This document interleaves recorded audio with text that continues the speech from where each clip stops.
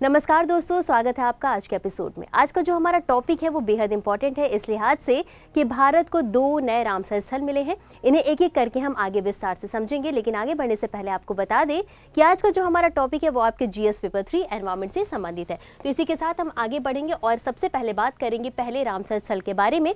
इसी के साथ आपको बता दें कि छत्तीसगढ़ राज्य को उसका पहला रामसर स्थल मिला है जिसका नाम है कोपरा जलाशय, यानी कि कोपरा जलाशय को रामसर साइट घोषित किया गया है। अब इसके स्थान और महत्व की बात कर लेते हैं जो कि सबसे इंपॉर्टेंट है।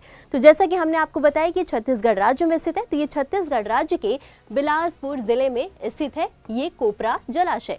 और इसी के साथ आपको बता दें कि इस क्षेत्र से महानदी नदी होकर के बहती है और महानदी नदी के ऊपरी जलग्रहण क्षेत्र में ये जलाशय स्थित है। अब इसकी संरचना कुछ इस तरीके से की गई है कि ये क्षेत्रीय जल तनाव को कम करता है, साथ ही साथ जो आसपास के क्षेत्र हैं उनकी घरेलू सिंचाई आवश्यकताओं को भी ये पूरा करता है।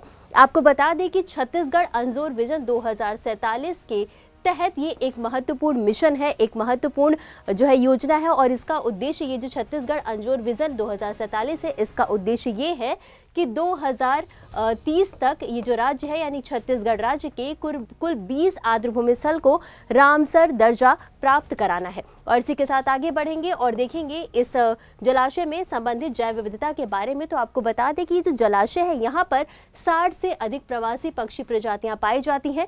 साथ ही साथ यहाँ पर ग्रेटर स्पॉटेड ईगल भी पाया जाता है जो कि संकटग्रस्त श्रेणी में स्थित है। और इसी के साथ यहाँ पर मिस्र का गिद्ध जैसी भी प्रजातियां पाई जाती है। आपको बता दें कि जो मिस्र का गिद्ध है वो लुप्तप्राय श्रेणी में इसे रखा गया है। तो ऐसे कुछ दुर्लभ प्रजातियां भी यहाँ पर देखने को मिलती हैं। और ये तो हमने समझा अपने पहले रामसर स्थल के बारे में। आगे बढ़ेंगे और समझेंगे दूसरे रामसर स्थल के बारे में जो कि राजस्थान राज्य में स्थित है और इसका नाम है सिलीसरह झील। तो जैसे कि हमने डिस्कस कर लिया कि राजस्थान राज्य के अलवर जिले में स्थित है। और आपको बता दें कि ये जो झील है ये सरिस्का टाइगर रिजर्व के बफर जोन के भीतर स्थित है और ये एक तरीके का मानव निर्मित झील है, यानी कि ये जो झील है वो मानव के द्वारा बनाया गया है। अब एक बार इसकी पृष्ठभूमि को भी समझ लेते हैं। तो 1845 की बात है। तो 1845 में महाराजा विनय सिंह के द्वारा अलवर शहर में ये झील बनाया गया था। क्यों? क्योंकि वहाँ के लोगों की पेयजल आपूर्ति को पूरा करना था, इसलिए ये झील का निर्माण किया गया था। अब इसके पारिस्थितिक महत्व को भी समझना हमारे लिए जरूरी है। तो आपको बता दें कि ये जो झील है वो अर्ध शुष्क क्षेत्र में स्थित है और ये जो वहाँ पर जीव जंतु पाए जाते हैं, जो वहाँ पर मानव हैं, उनके लिए एक महत्वपूर्ण जल स्रोत के रूप में ये कार्य करता है। तो इसी के साथ इस क्षेत्र में कुल 149 पक्षी प्रजातियां और 17 स्तनधारी प्रजातियां पाई जाती हैं, जिसमें कि शामिल हैं रिवर टर्न और बाघ। और इसके अलावा यहाँ पर ब्लैक स्टॉक भी पाया जाता है और जो ब्लैक स्टॉक है इसकी जो कुल आबादी है उसका 1% इस एरिया में पाया जाता है। तो अब इतना समझने के बाद अब आगे बढ़ेंगे और समझेंगे कि किसी स्थल को जब रामसर का दर्जा दिया जाता है तो उससे फायदा क्या होता है। तो सबसे पहले तो यही होता है कि उस क्षेत्र के संरक्षण को बढ़ावा मिलता है, जिससे कि वहां पर जल सुरक्षा, बाढ़ विनियमन यानी कि बाढ़ को कंट्रोल किया जा सकता है और जलवायु परिवर्तन से निपटने में भी सहायक होता है। साथ ही साथ इसके द्वारा समुदाय को भी लाभ होता है। कैसे?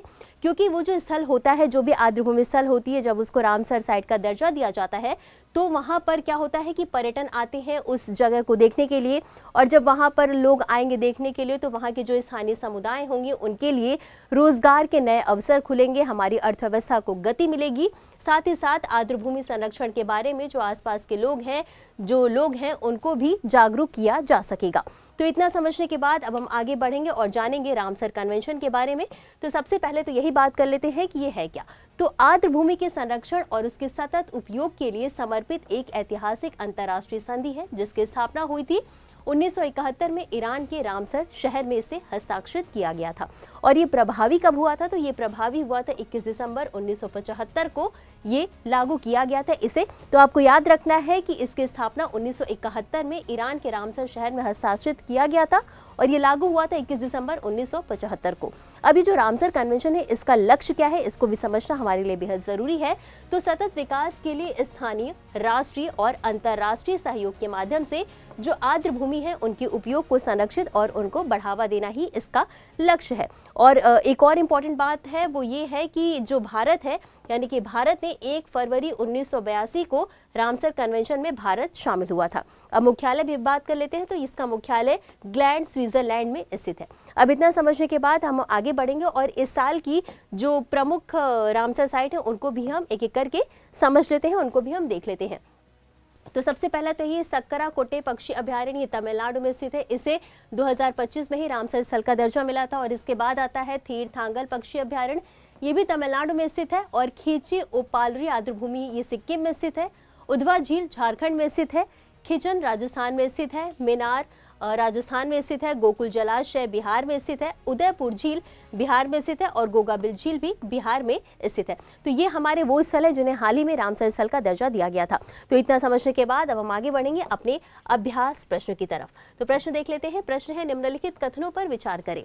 पहला कथन है, रामसर कन्वेंशन आर्द्र भूमियों के संरक्षण और उनके संसाधनों के सतत उपयोग के लिए एक अंतर्राष्ट्रीय संधि है। और दूसरा कथन है, यह कन्वेंशन 1975 में यूनेस्को के द्वारा स्थापित किया गया था। और तीसरा कथन है कि भारत 1982 में रामसर कन्वेंशन का सदस्य बना। आपको बताना है कि निम्नलिखित में से कौन सा या कौन से कथन सही है या सही है। आपके ऑप्शंस है ए केवल 1 और 2, बी केवल 2 और 3, सी केवल 1 और 3 या डी 1, 2 और 3। और इस प्रश्न का उत्तर आपको हमेशा की तरह कमेंट बॉक्स में देना है। तो आज के लिए बस इतना ही। मिलते हैं अगले एपिसोड में इसी तरह कुछ अहम और जरूरी खबरों के साथ। तब तक के लिए धन्यवाद।